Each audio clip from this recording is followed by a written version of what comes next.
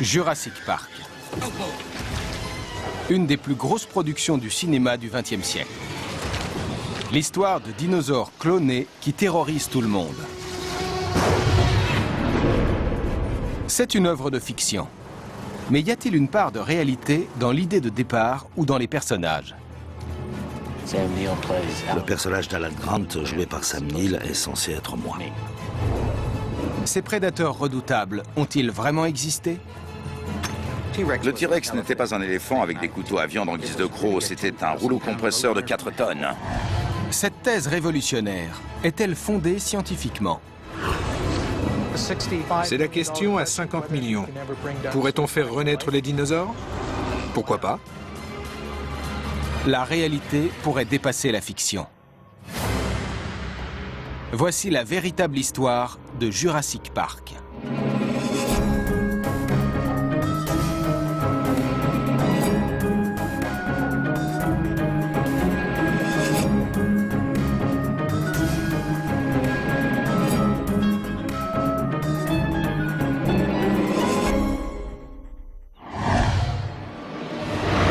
Jurassic Park sort sur les écrans en 1993. Ces dinosaures d'un nouveau genre enchantent et terrifient les spectateurs du monde entier. D'après l'équipe du film, on n'a jamais vu de dinosaures aussi proches de la réalité au cinéma.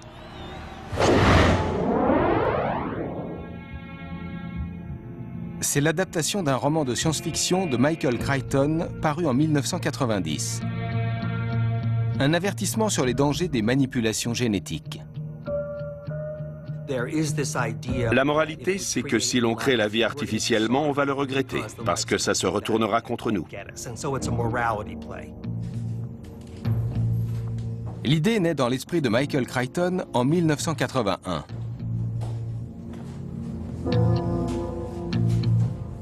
Mais il ne sait pas comment recréer des dinosaures de façon scientifiquement plausible. Jusqu'à ce qu'il tombe sur le travail d'un entomologiste, George Poinard.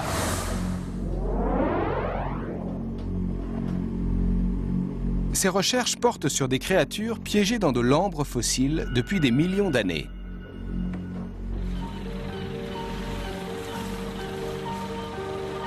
C'est au cours d'un voyage d'études au Danemark qu'il en a découvert le premier échantillon.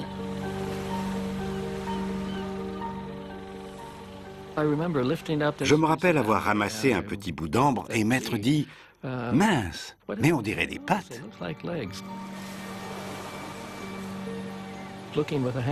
J'ai sorti une loupe et j'ai vu qu'elles appartenaient à une mouche. C'était grisant.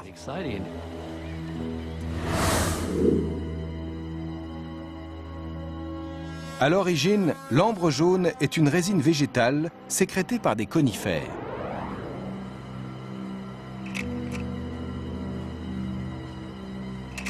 Si un insecte se pose dessus, il est prisonnier. Quand la résine durcit, il reste préservé pour l'éternité dans un fossile translucide. L'ambre est considérée comme une fenêtre sur le passé, une capsule témoin, à cause des organismes qu'elle contient.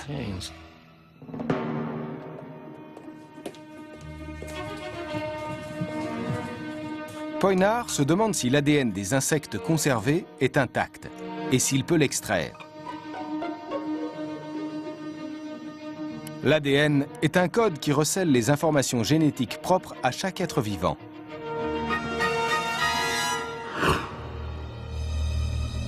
Poinard n'est pas sûr d'en retrouver dans l'ambre parce qu'il est très fragile. Mais en 1987, ses efforts aboutissent. Son équipe récupère les molécules d'ADN d'une abeille âgée de 25 millions d'années. On n'en revenait pas de voir de la chromatine avec de l'ADN. C'était la première fois au monde qu'on en extrayait d'un insecte pris dans de l'ambre.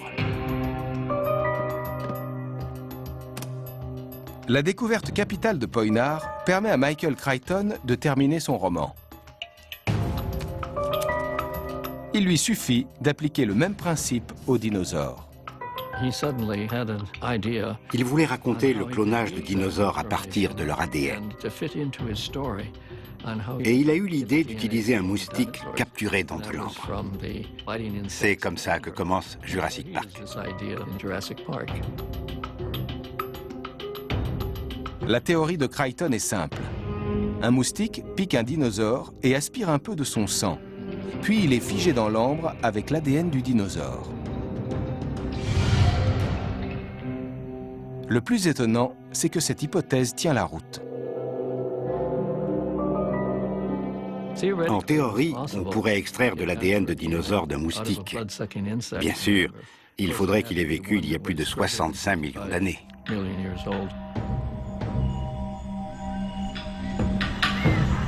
Poynard veut mettre cette théorie à l'épreuve.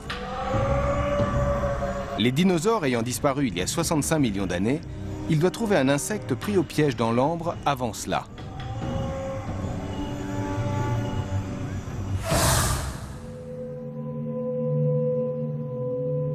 Après des mois de recherche, il en tient un. Je me suis dit, il y a un objet flou à l'intérieur, sous plusieurs couches de résine.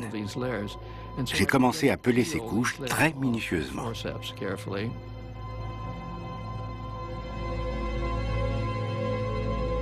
Poynard découvre les restes d'un minuscule coléoptère.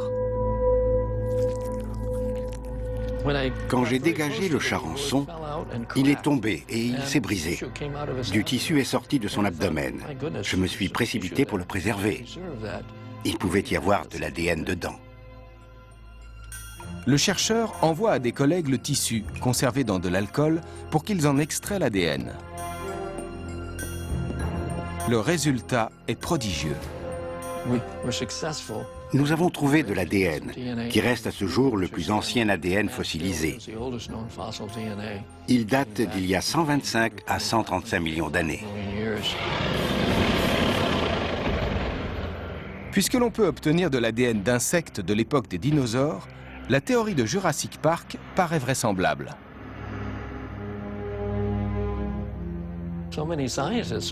C'est une idée qui fascine les chercheurs. Et ça montre bien qu'en théorie, c'est possible de trouver de l'ADN de dinosaures dans de l'ambre.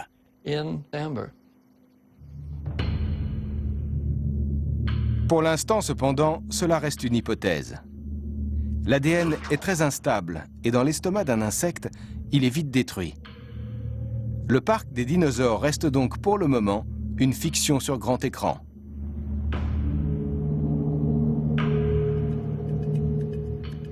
Quoique,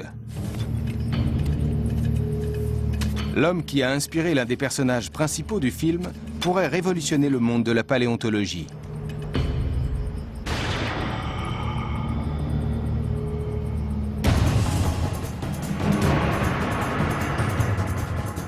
Le succès de Jurassic Park doit beaucoup au réalisme des dinosaures.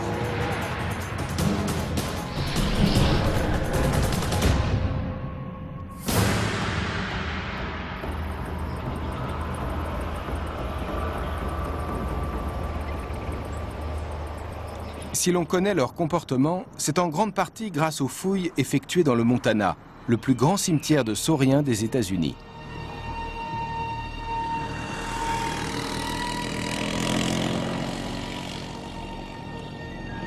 Jack Horner est paléontologue. Il a inspiré l'un des héros du film. You know what this is?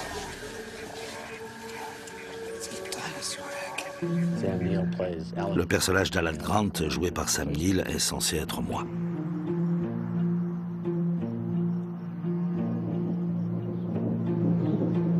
Comme son alter ego au cinéma, Horner est plutôt non-conformiste. D'après lui, les dinosaures étaient plus intelligents qu'on ne croit. T'as quelque chose, Becky? Oui, regardez cette pierre. C'est un visionnaire.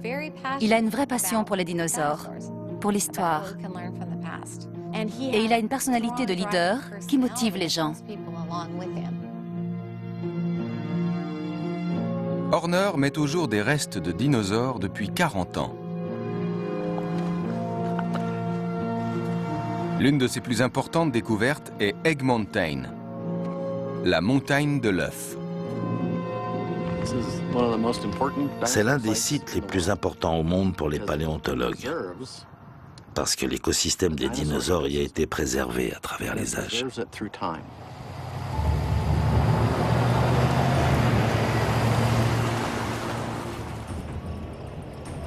Egg Mountain est truffé de nids de dinosaures. C'est la preuve qu'elle abritait autrefois une colonie de dinosaures florissante. Cette découverte a attiré les paléontologues du monde entier. Il y a eu 3 périodes de nidification. Les dinosaures sont venus faire leur nid, ils sont partis, ils sont revenus, ils ont niché encore une fois, ils sont repartis et ils sont revenus une 3e fois au moins. Cela a bouleversé ce que les chercheurs croyaient savoir de leur comportement. Voici un petit éclat. Il y en a d'autres juste là. Vous voyez ces petites particules noires? On croyait que, comme les autres reptiles, les dinosaures abandonnaient leurs œufs juste après la ponte. On s'est rendu compte en fouillant ici que non seulement ils les couvaient, mais qu'une fois les bébés nés, c'étaient de bons parents. Les dinosaures étaient donc des animaux intelligents.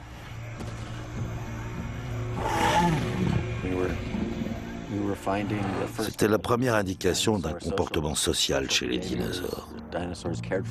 Ils prenaient soin de leurs petits, ils vivaient en colonie, ils se déplaçaient en troupeaux. On ignorait tout cela. Tout le monde croyait que c'était de gros reptiles sans cerveau.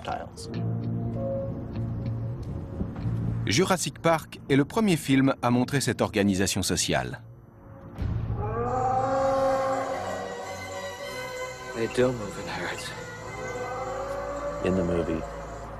Dans le film, en voyant les hordes de dinosaures, Alan Grant se dit qu'il avait raison.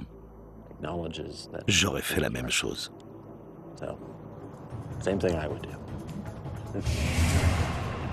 Jack Horner s'est attelé à une mission controversée.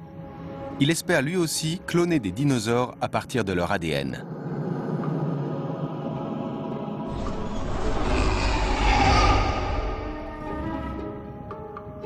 En 2000, il a fait une grande avancée.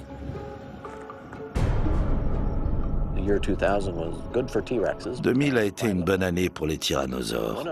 On en a retrouvé 5. L'un d'eux était dans une région complètement isolée de l'est du Montana. Il n'y avait pas de route pour y aller. Pour extraire le fossile, une seule solution, l'hélicoptère.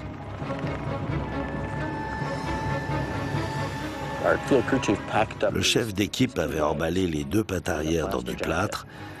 C'était trop lourd pour l'hélico. Il n'arrivait pas à les soulever. Alors on a dû tailler dans le bloc. Et on a cassé un des fémurs.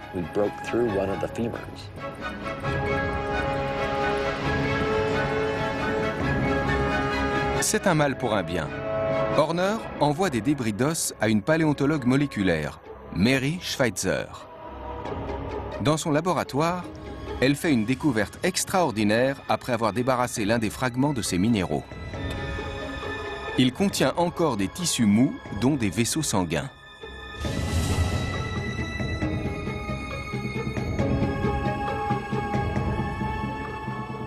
Je croyais, comme tout le monde, qu'une fois les minéraux des os éliminés, il ne restait plus rien. Mais il y avait encore des tissus. Alors j'ai poursuivi mes explorations.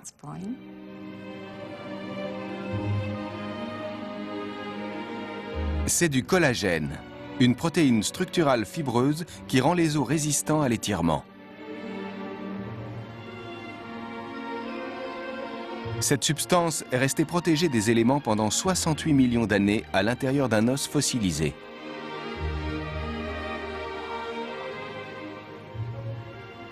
C'est une première mondiale.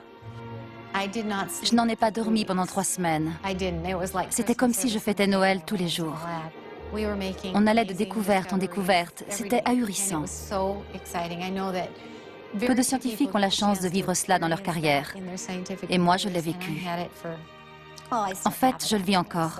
C'est très exaltant pour moi. En tout, Mary Schweitzer parvient à extraire 8 protéines de tyrannosaures différentes.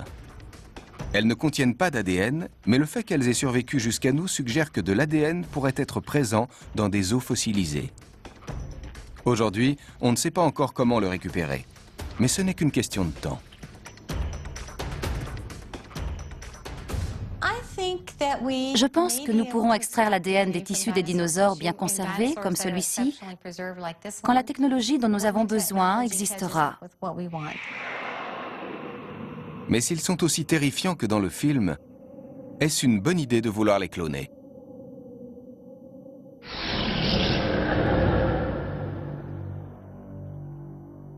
C'est grâce à des effets spéciaux de pointe que les dinosaures de Jurassic Park ont l'air aussi vivants.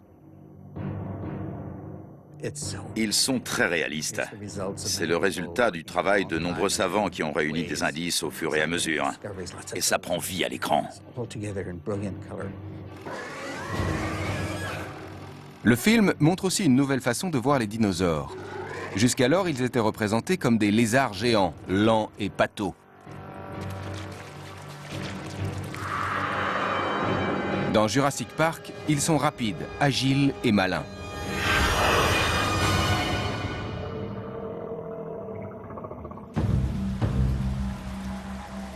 C'est dû à l'influence d'un paléontologue radical, Bob Baker.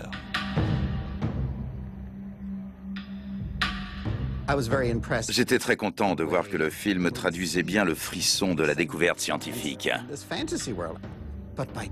Dans ce monde imaginaire, ils ont fait intervenir beaucoup de branches de la science moderne.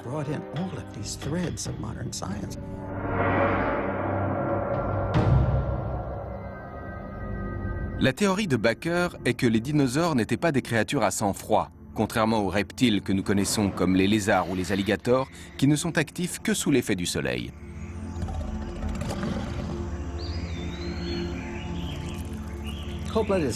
Le sang-froid convient très bien aux petits animaux qui rampent ou grimpent aux arbres pour attraper des insectes. Mais une grosse bête qui erre de jour comme de nuit et qui doit se battre pour se défendre a besoin de sang chaud. Les animaux à sang chaud n'ont pas besoin des rayons du soleil pour bouger. Ils sont actifs même la nuit, quand la température baisse.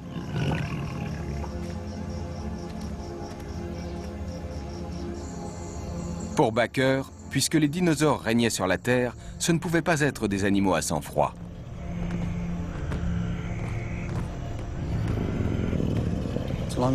À l'époque des dinosaures, les mammifères étaient les perdants de l'évolution.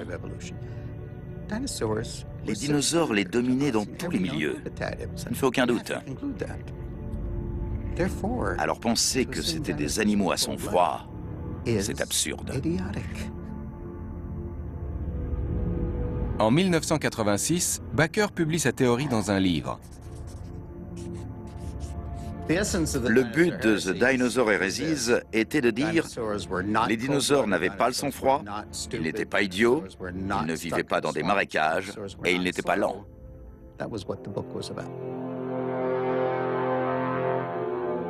Steven Spielberg est convaincu.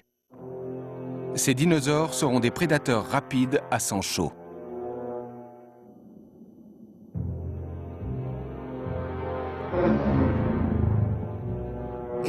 Si un tyrannosaure avait le sang-froid, ça voudrait dire que sous la pluie, il serait incapable de bouger ou de réfléchir.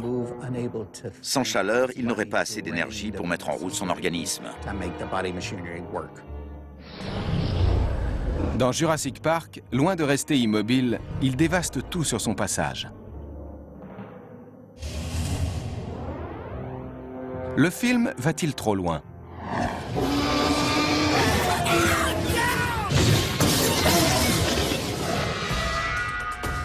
Dans une scène célèbre, un tyrannosaure ou T-Rex pourchasse une Jeep qui roule à plus de 60 km/h. Les dinosaures carnivores géants n'étaient pas de gros lourdeaux. Le T-Rex n'était pas un éléphant bipède avec des couteaux à viande en guise de croc. C'était un rouleau compresseur de 4 tonnes. Cependant, le réalisateur a sans doute exagéré sa vitesse. Pour déterminer la vélocité du tyrannosaure, les chercheurs étudient ses os fossilisés. Une des collections les plus complètes se trouve au musée royal Tyrrell de l'Alberta, au Canada. Voici le squelette désarticulé d'un T-Rex. Les zoos nous en apprennent beaucoup sur ces créatures et sur leur façon de se déplacer.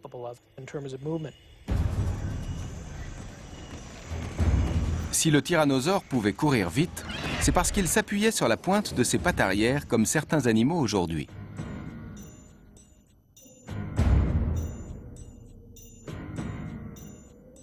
Regardez les cerfs ou les chiens.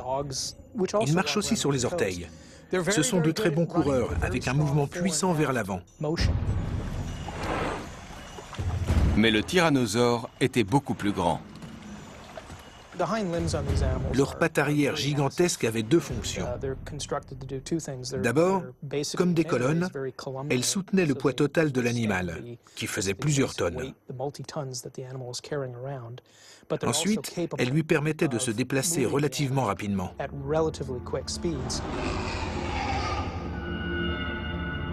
Mais pas aussi vite que dans le film. Les dernières estimations sont plus près de 15 km/h.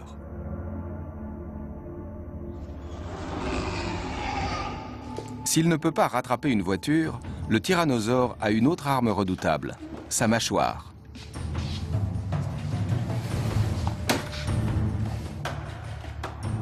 On a ici toute une collection de dents de dinosaures carnivores. Voici celle d'un tyrannosauridé. Son crâne devait faire plus d'1 mètre de long. Les crocs du T-Rex étaient conçus pour faire un maximum de dégâts. Quand un animal attaque sa proie, il doit enfoncer ses dents dans la chair. Au fil de l'évolution, elles se sont dotées de ce tranchant en biais. Au premier contact, il pénètre la chair à ce niveau-là. Mais à mesure que la dent mord de plus en plus profondément, il se déplace en diagonale, de là à là. C'est comme si on enfonçait un couteau en effectuant un mouvement oblique pour faire un trou béant. C'était une morsure mortelle et sanglante.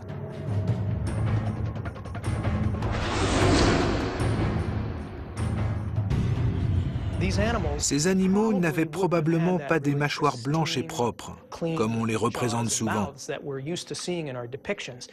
Ils devaient avoir le museau ensanglanté en permanence. Dans Jurassic Park, il est dit qu'on peut éviter de se faire mordre en restant immobile.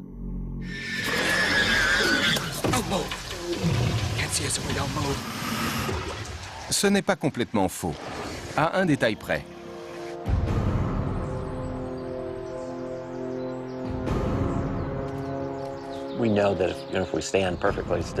On sait que si l'on ne bouge pas, beaucoup d'animaux ne nous voient pas.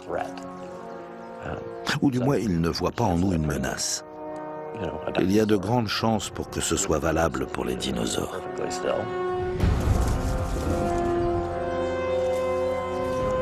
On suppose que le tyrannosaure, lui aussi, repérait les mouvements et que, pour lui, un objet figé se fondait dans le paysage. Mais sa mauvaise vue n'aurait pas suffi à sauver sa proie. Parce qu'il avait en revanche un odorat très aiguisé. Le plus gros nerf dans le cerveau du T-Rex est celui qui correspond à l'odorat. Il est large comme une lance d'incendie. C'est son sens le plus développé. Le T-Rex du film n'aurait peut-être pas vu les enfants, mais il les aurait sentis. Il aurait senti toutes les personnes présentes dans la pièce, y compris l'équipe technique et le traiteur avec ses sandwichs. Avec un flair pareil, on peut distinguer jusqu'à 100 000 odeurs différentes. Leur T-Rex devait avoir une sinusite d'enfer pour ne pas sentir les enfants.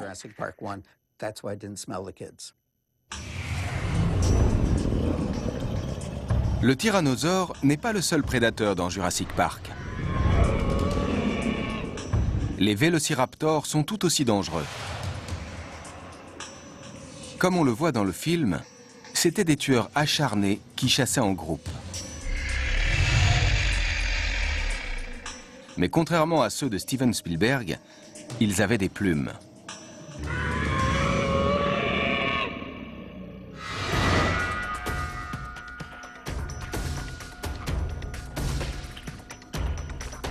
Au moment de choisir un autre dinosaure aussi redoutable que le T-Rex, le réalisateur décide de combiner deux espèces différentes. Le Deinonychus et le Vélociraptor.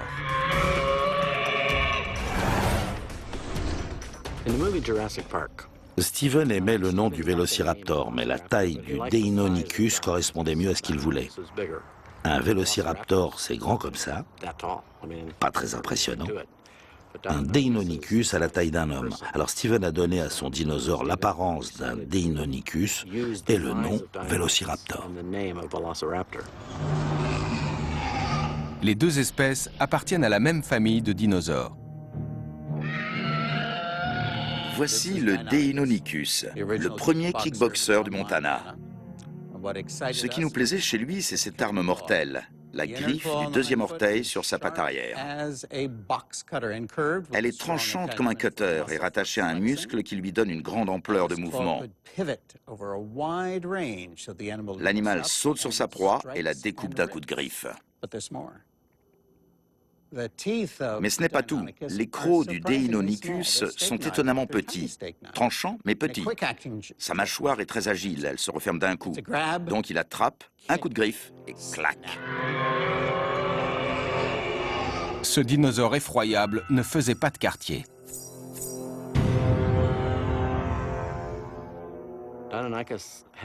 Le Deinonychus a des griffes recourbées. Les animaux qui ont cette particularité sont des grimpeurs. Je pense qu'il escaladait sa proie. Il la rattrapait, il lui sautait dessus, il s'agrippait et il commençait à la dévorer. Je préférerais être enfermé dans une pièce avec 3 tigres et un lion plutôt qu'avec un Deinonychus.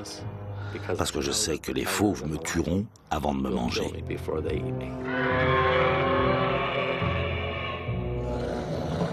Les griffes aiguisées n'étaient pas la seule arme du Deinonychus. C'était un champion de kickboxing d'une agilité extraordinaire. Il pouvait bondir, frapper et trancher. À poids égal, c'est le dinosaure le plus dangereux de l'évolution.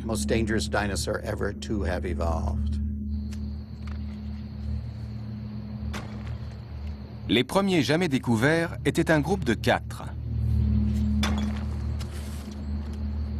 On en a conclu que c'étaient des animaux sociaux qui devaient chasser en meute au moment de leur mort. Imaginons que la meute attaque des deux côtés. 2 raptors sur chaque flanc encerclent la proie. Quand ils mordent, ce n'est pas pour tuer. Leurs crocs sont trop petits. Ils referment la mâchoire, serrent les griffes et donnent des coups de patte arrière. Un seul coup de griffe n'est pas mortel. Mais une entaille à gauche, une autre à droite, une devant, une derrière, ça cause de longues balafres sanguinolentes et très douloureuses. La proie tombe à terre et les 4 raptors lui sautent dessus pour finir le travail.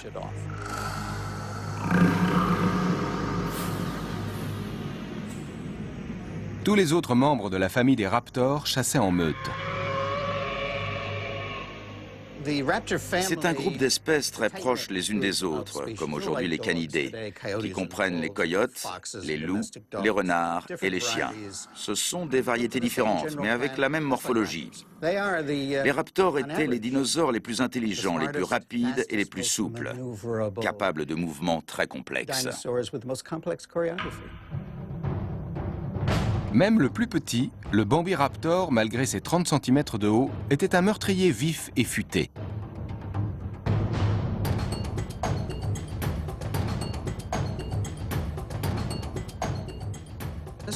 Voici le squelette le plus complet trouvé en Amérique du Nord. Ce qui fascine les gens, chez les raptors, en premier lieu, c'est leur cerveau qui se logeait là. Ils étaient très intelligents. Le film n'exagère pas beaucoup en montrant les raptors manipuler des objets avec leurs doigts.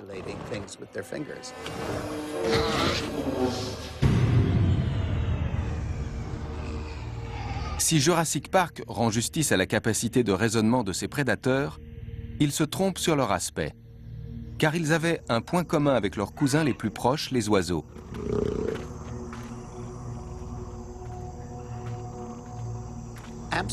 Nous sommes catégoriques. Les raptors avaient des plumes. En fait, un Deinonychus vivant ressemblerait plus à un gros dindon tueur qu'à un lézard lisse. L'équipe du film lui a donné une peau de reptile classique.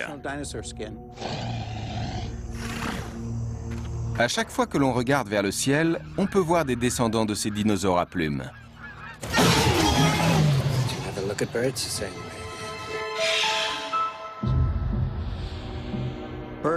Les oiseaux sont des dinosaures, fondamentalement. C'est la dernière classe qui existe encore aujourd'hui.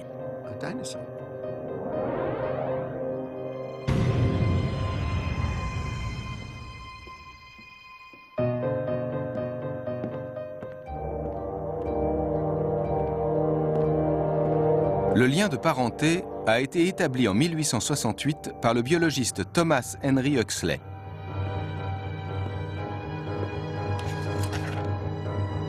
Il a remarqué des chevilles similaires et la même longue queue osseuse.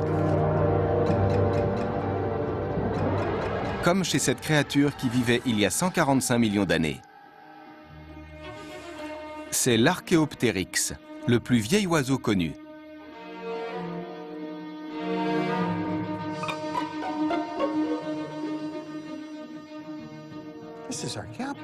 L'Archéoptérix est considéré comme étant le premier oiseau. C'est aussi l'un des premiers dinosaures. Ses caractéristiques les plus intéressantes sont le poignet, les 3 longs doigts finissant par des serres affûtées, une griffe puissante sur le 2e orteil pour bondir et frapper, et le bassin orienté vers l'arrière, ce qui lui permet de sauter et de se retourner, de danser littéralement. Et enfin, bien sûr, la longue queue osseuse reliée aux muscles des pattes arrière. Cet animal est un dinosaure à 92%, et pourtant, c'est un oiseau. L'empreinte de ses plumes est gravée dans la roche. C'est un oiseau dinosaure.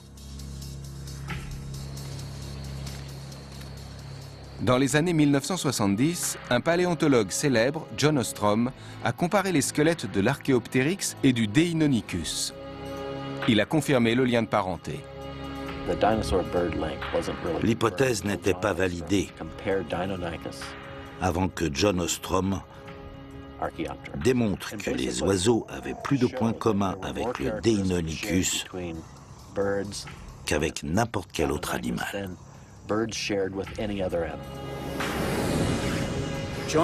Si l'on compare les articulations et les os, le Deinonychus n'est qu'un gros Archéoptérix.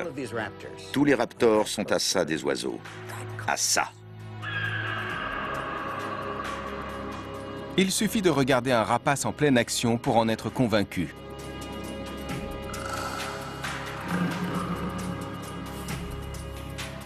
Alors, Jurassic Park pourrait-il devenir une réalité ?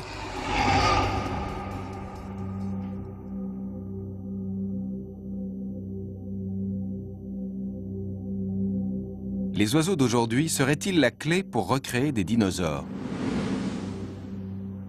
Les oiseaux sont des dinosaures, mais ils n'ont pas la même morphologie.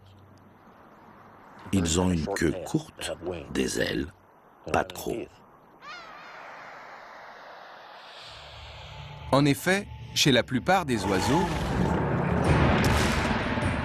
il est difficile de voir la ressemblance. Mais ce n'est pas le cas de l'émeu. L'émeu est un bon exemple. Ses pattes sont structurées de la même manière.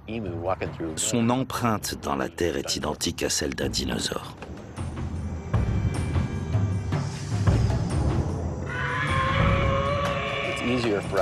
Le lien de parenté est plus évident à cause de sa taille, de son pied à 3 doigts et de son apparence préhistorique. Il y a d'autres similitudes qui ne sont pas visibles à l'œil nu. Hans Larsson, chercheur en paléontologie des vertébrés à l'université McGill de Montréal, étudie ces liens cachés pour essayer de faire renaître les dinosaures. Puisque les oiseaux descendent des dinosaures, ils portent dans leur gène la longue histoire de leur évolution. La première étape consiste à recréer certains éléments constitutifs des dinosaures à partir d'embryons de poules.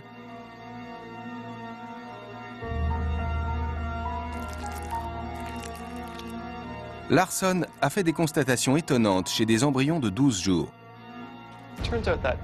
Au début du développement, on voit des traits de l'anatomie des dinosaures. Les oiseaux ont 3 doigts, mais ils ont fusionné dans les ailes. Ils ont des serres vestigiales et leur queue est beaucoup plus longue. Ils ont même un début d'apparition de petites dents. À mesure que les embryons grandissent, ils perdent ces détails anatomiques hérités des dinosaures. Si Larson arrive à les conserver par des manipulations génétiques, il pourrait régénérer des dinosaures, du moins en partie.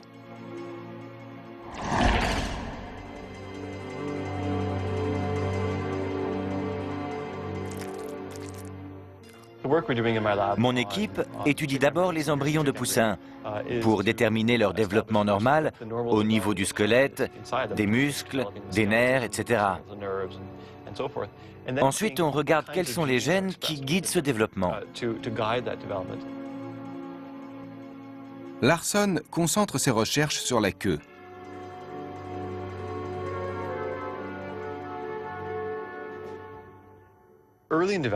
Au début du développement, on a trouvé 22 vertèbres dans les embryons normaux. C'est beaucoup plus que dans la queue de la poule adulte. On est loin du dinosaure, mais c'est déjà plus que chez n'importe quel oiseau adulte. Quand l'embryon se développe, les vertèbres fusionnent. Le poussin n'en garde que 5 ou 6. Mais cela prouve que même après 150 millions d'années d'évolution, les poules pourraient avoir une queue de dinosaure.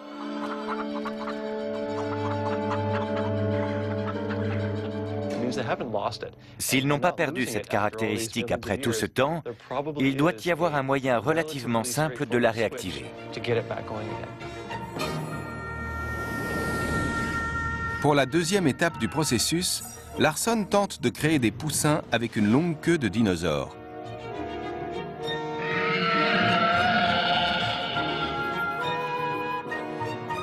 Il implante différentes protéines dans les embryons. Après plusieurs essais, il réussit à ajouter quelques vertèbres à la queue de la poule.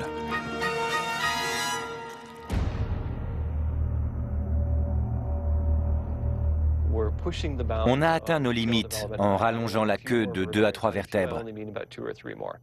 Pour l'instant, on ne peut pas aller plus loin. Mais le but est d'obtenir une queue de la longueur de celle d'un dinosaure. À ce moment-là, on aura régénéré un élément de l'anatomie des dinosaures dans un oiseau d'aujourd'hui. Larson est à la pointe de la recherche scientifique. Et il n'est qu'au début de ses expériences. Notre travail sur la queue est applicable aux plumes, aux dents et à d'autres traits. Une fois qu'on aura trouvé la solution pour une composante de l'anatomie, on pourra passer à la suivante. C'est sans fin. Un jour, il sera peut-être possible de recréer un dinosaure entier à partir d'un poussin. Mais Larson pense que ce n'est pas pour demain. On aurait du mal à reconstruire leur anatomie entière. C'est trop complexe. Il faudrait qu'on ait décodé tous les génomes des dinosaures. Mais on peut sélectionner des parties de l'anatomie comme la queue, les pattes, les ailes, les dents ou les plumes, et voir si on peut transformer celles des oiseaux pour qu'elles ressemblent à celles d'un dinosaure.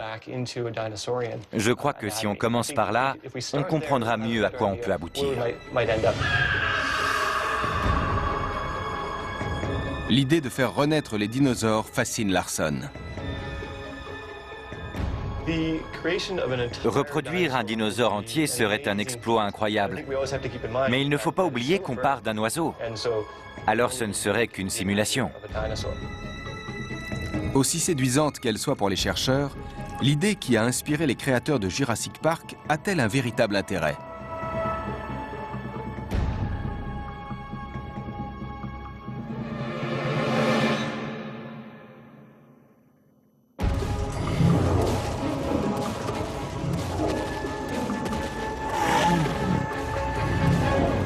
L'homme tente toujours de modeler la nature.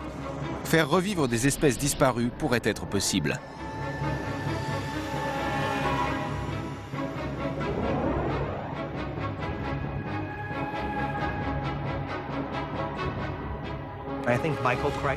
Je pense que le parc jurassique de Michael Crichton deviendra une réalité un jour, même si ça ne ressemble pas tout à fait à ce qu'il avait imaginé. C'est la question à 50 millions. Pourrait-on faire renaître les dinosaures? Pourquoi pas? Pour l'auteur du roman, il est dangereux de vouloir bouleverser l'ordre naturel des choses. Même celui qui a inspiré une bonne partie du film a des doutes. Ce que l'on apprend dans Jurassic Park, c'est que si l'on fabrique des dinosaures, ils se ligueront contre nous pour nous manger. La science a-t-elle le droit de manipuler la nature? Cette question est au cœur de Jurassic Park et tous les chercheurs se la posent.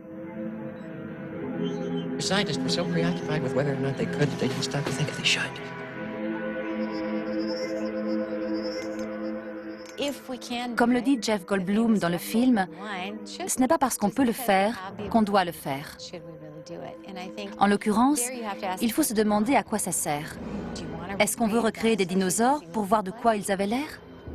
Y a-t-il un avantage à avoir des dinosaures dans notre monde actuel? Pourquoi s'engager dans cette voie? Certains l'ont déjà fait. Doivent-ils s'arrêter avant qu'il ne soit trop tard? Pour moi, rien ne justifie de recréer un dinosaure. Quand vous demandez aux gens pourquoi ça les intéresse, ils répondent « parce que c'est cool ». Ce n'est pas une raison suffisante pour perturber notre écosystème. En soi, la résurrection des dinosaures a un intérêt scientifique limité. Mais la technologie mise au point dans ce but pourrait être utile à l'homme.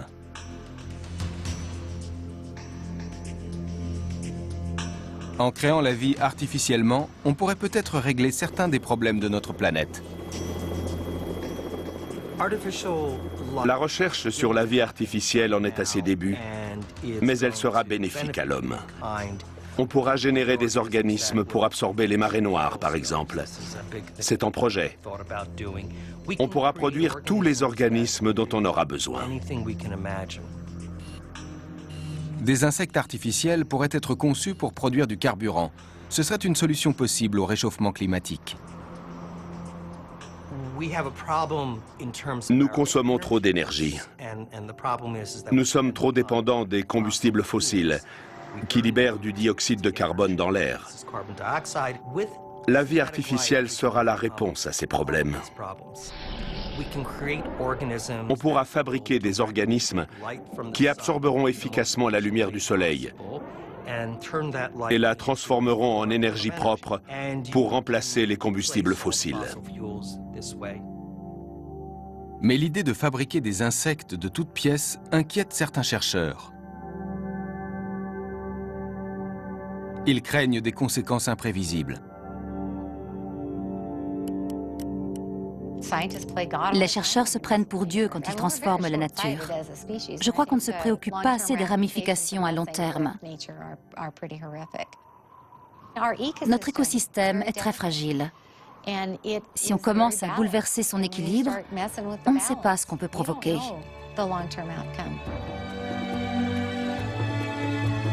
Personne ne sait si nous serons capables un jour de recréer des dinosaures comme dans Jurassic Park. En tout cas, cette histoire aura eu le mérite de donner envie d'en savoir plus sur la science et la technologie.